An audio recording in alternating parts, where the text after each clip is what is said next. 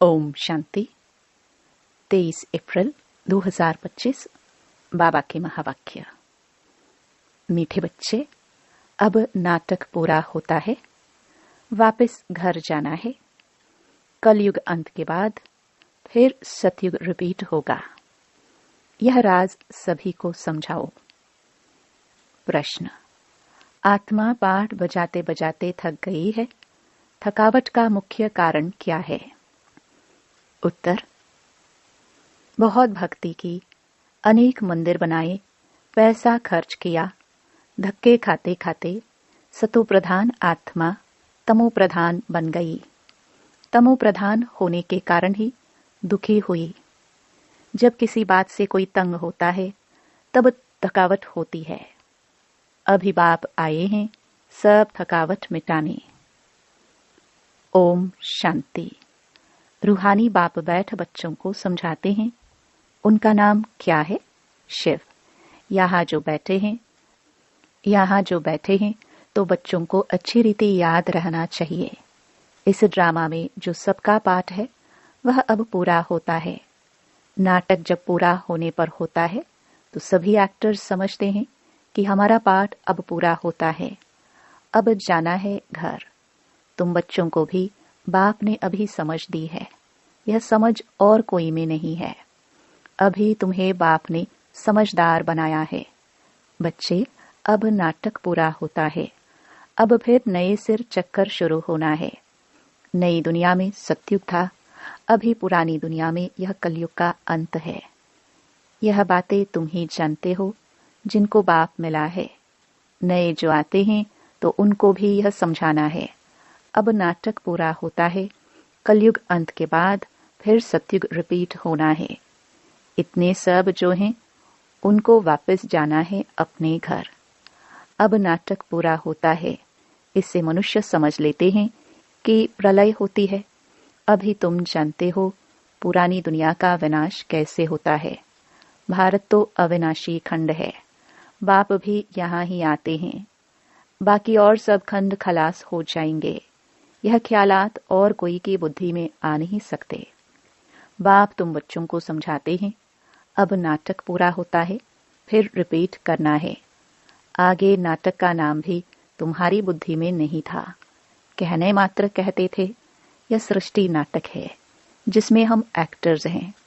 आगे जब हम कहते थे तो शरीर को समझते थे।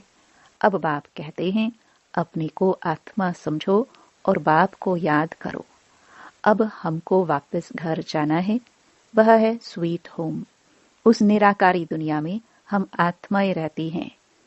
यह ज्ञान कोई भी मनुष्य मात्र में नहीं है।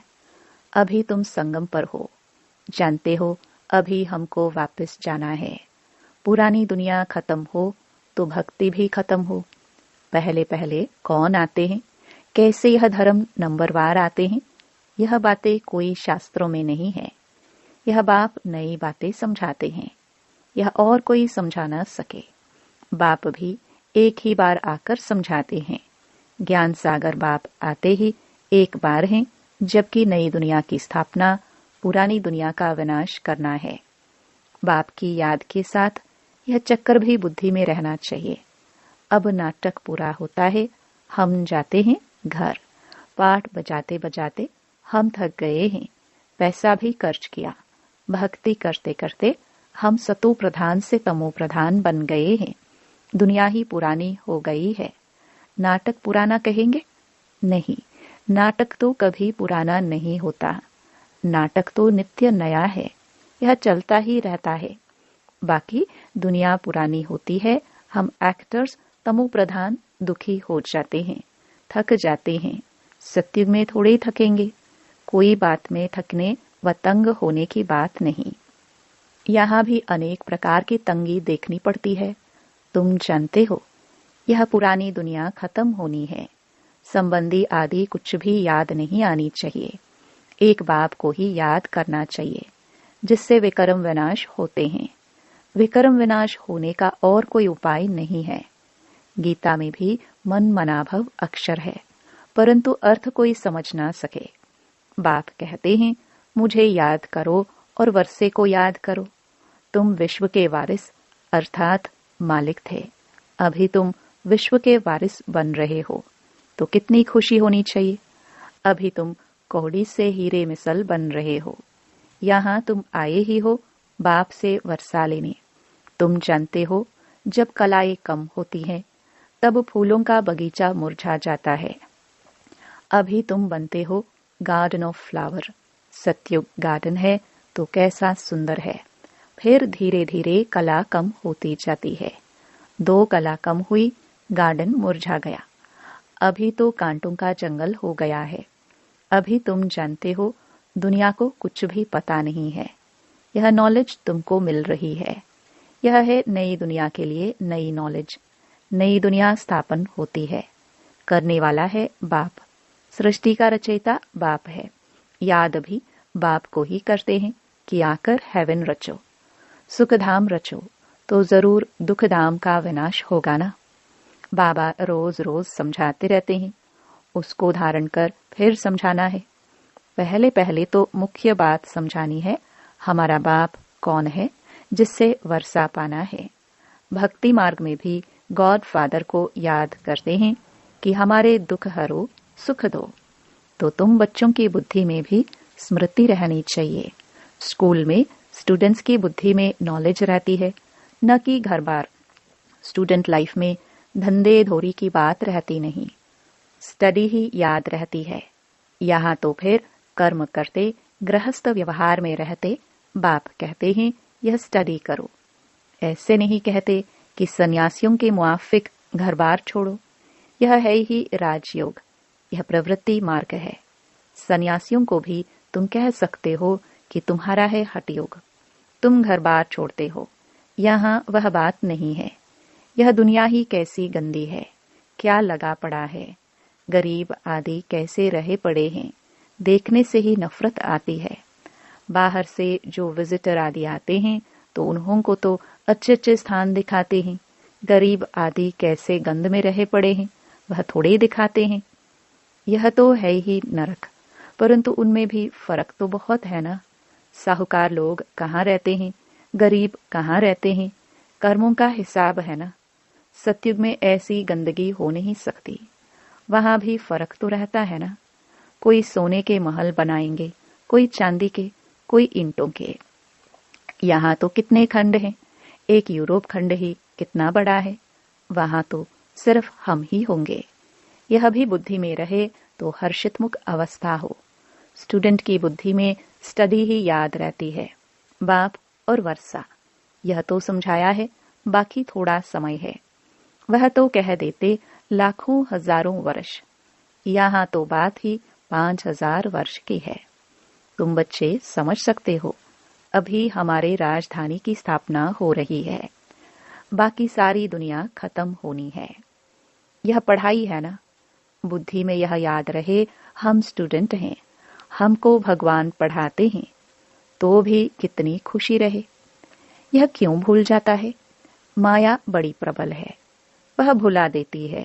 स्कूल में हम स्टूडेंट्स पढ़ रहे हैं, सभी जानते हैं कि हमको भगवान पढ़ाते हैं। वहां तो अनेक प्रकार की विद्या पढ़ाई जाती है, अनेक टीचर्स होते हैं। यहाँ तो एक ही टीचर है, एक ही स्टडी है। बाकी नायब टीचर्स तो जरूर चाहिए। स्कूल है एक, बाकी सब ब्रांचेस है। पढ़ाने वाला एक बाप है। बाप आकर सभी को सुख देते हैं। तुम जानते हो, आधा कल्प हम सुखी रहेंगे, तो यह भी खुशी रहनी चाहिए। शिव बाबा हमको पढ़ाते हैं। शिव बाबा रचना रचते ही हैं स्वर्ग की। हम स्वर्ग का मालिक बनने लिए पढ़ते हैं। कितनी खुशी अंदर में रहनी चाहिए। वह स्टूडेंट भी खाते पीते सब कुछ, घर का काम आदि करते हैं। हाँ, कोई हॉस्टल में रहते हैं कि जास्ती पढ़ाई में ध्यान रहेगा। सर्विस करने के लिए बच्चियां बाहर में रहती हैं। कैसे कैसे मनुष्य आते हैं। यहाँ तो तुम कितने सेफ बैठे हो, कोई अंदर घुस ना सके। यहाँ कोई का संग नहीं, पतित से बात करने की दरकार नहीं, तुमको कोई का मुंह देखने की भी दरकार नहीं है। फिर भी बाहर रहने वाले तीखे चले जाते हैं। कैसा वंदर है। बाहर रहने वाले कितनों को पढ़ाकर, आप समान बनाकर और ले आते हैं। बाबा समाचार पूछते हैं, कैसे पेशेंट को ले आए हो? कोई बहुत खराब पेशेंट है तो उनको 7 रोज भट्ठी में रखा जाता है। यहाँ कोई भी शूद्र को नहीं ले आना है। यह मधुबन है, जैसे कि तुम ब्राह्मणों का एक गांव।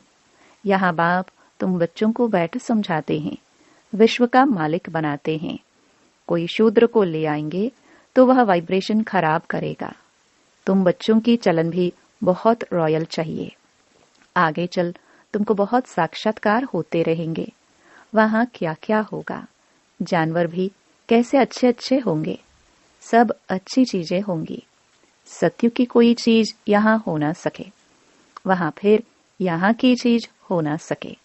तुम्हारी बुद्धि में है हम स्वर्ग के लिए इम्तिहान पास कर रहे हैं। जितना पढ़ेंगे और फिर पढ़ाएंगे। टीचर बन औरों को रास्ता बताते हैं। सब टीचर्स हैं, सबको टीच करना है। पहले पहले तो बाप की पहचान दे बतलाना है कि बाप से यह वर्षा मिलता है। गीता बाप ने सुनाई है। यह प्रजापिता ब्रह्मा है तो ब्राह्मण भी यहाँ चाहिए। ब्रह्मा भी शिव बाबा से पढ़ते रहते हैं। तुम अभी पढ़ते हो विष्णुपुरी में जाने के लिए। यह है तुम्हारा अलौकिक घर। लौकिक, पारलौकिक और फिर अलौकिक। नई बात है ना। भक्ति मार्ग में कभी ब्रह्मा को याद नहीं करते। ब्रह्मा बाबा किसको कहने आता नहीं। शिव बाबा को याद करते हैं कि दुख से छुड़ाओ। वह है पारलौकिक बाप। यह फिर है अलौकिक। इनको तुम सूक्ष्म वतन में भी देखते हो, फिर यहाँ भी देखते हो। लौकिक बाप तो यहाँ देखने में आता है। पारलौकिक बाप तो परलोक में ही देख सकते हैं। यह फिर है अलौकिक वंडरफुल बाप। इस अलौकिक बाप को समझने में ही मूंझते हैं। शिव बाबा के लिए तो कहेंगे निराकार है, तुम कहेंगे वह बिंदी है। वह करके अखंड ज्योति व ब्रह्म कह देते हैं। अनेक मत हैं, तुम्हारी तो एक ही मत है। एक द्वारा बाप ने मत देना शुरू की, फिर वृद्धि कितनी होती है। तो तुम बच्चों की बुद्धि में यह रहना चाहिए, हमको शिव बाबा पढ़ा रहे हैं, पतित से पावन बना रहे हैं।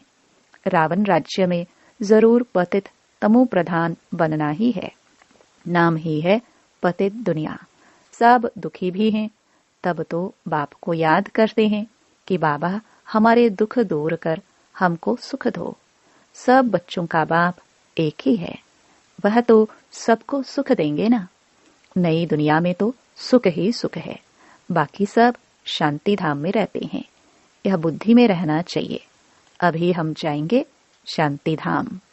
जितना नजदीक आते जाएंगे तो आज की दुनिया क्या है, कल की दुनिया क्या होगी, सब देखते रहेंगे। स्वर्ग की बादशाही नजदीक देखते रहेंगे। तो बच्चों को मुख्य बात समझाते हैं। बुद्धि में यह याद रहे कि हम स्कूल में बैठे हैं। शिव बाबा इस रथ पर सवार हो आए हैं हमको पढ़ाने। यह भागीरथ है। बाप आएंगे भी जरूर एक बार। भागीरथ का नाम क्या है, यह भी किसको पता नहीं है। यह नाम तुम बच्चे जब बाप के सम्मुख बैठते हो तो बुद्धि में याद रहे कि बाबा आया हुआ है, हमको सृष्टि चक्र का राज बता रहे हैं। अभी नाटक पूरा होता है, अब हमको जाना है। यह बुद्धि में रखना कितना सहज है, परंतु यह भी याद कर नहीं सकते। अभी चक्र पूरा होता है, अब हमको जाना है। फिर नई दुनिया में आकर पाठ बजाना है। फिर हमारे बाद फलाने फलाने आएंगे। तुम जानते हो यह चक्र सारा कैसे फिरता है। दुनिया वृद्धि को कैसे पाती है। नई से पुरानी, फिर पुरानी से नई होती है। विनाश के लिए तैयारियां भी देख रहे हो। नेचुरल कैलामिटीज भी होनी है। इतने बॉम्ब्स बनाकर रखे हैं तो काम में तो आने हैं ना। बॉम्ब से ही इतना काम होगा जो फिर मनुष्यों के लड़ाई की दरकार नहीं रहेगी। लश्कर को फिर छोड़ते जाएंगे, बॉम्ब्स फेंकते जाएंगे। फिर इतने सब मनुष्य नौकरी से छूट जाएंगे तो भूख मरेंगे ना। ये सब होने का है। फिर सिपाही आदि क्या करेंगे। अर्थक्वेक होती रहेगी, बॉम्ब्स गिरते रहेंगे, एक दो को मारते रहेंगे। खूने नाहे खेल तो होना है ना। तो यहाँ जब आकर बैठते हो तो इन बातों में रमण करना चाहिए। शांति धाम, सुख धाम को याद करते रहो। दिल से पूछो, हमको क्या याद पड़ता है? अगर बाप की याद नहीं है तो जरूर बुद्धि कहाँ भटकती है।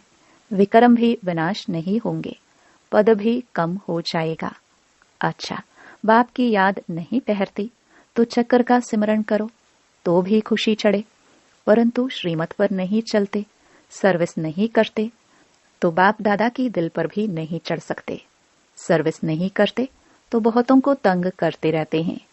कोई तो बहुतों को आप समान बनाए और बाप के पास ले आते हैं तो बाबा देखकर खुश होते हैं।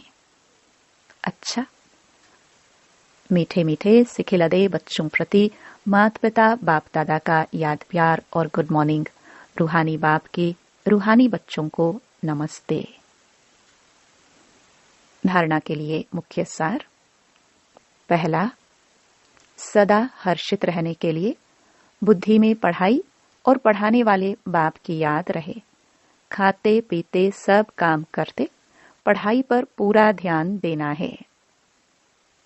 दूसरा, बाप दादा की दिल पर चढ़ने के लिए श्रीमत पर बहुतों को आप समान बनाने की सर्विस करनी है, किसी को भी तंग नहीं करना है। वरदान, अशरीरीपन के इंजेक्शन द्वारा मन को कंट्रोल करने वाले एकाग्रचित भव।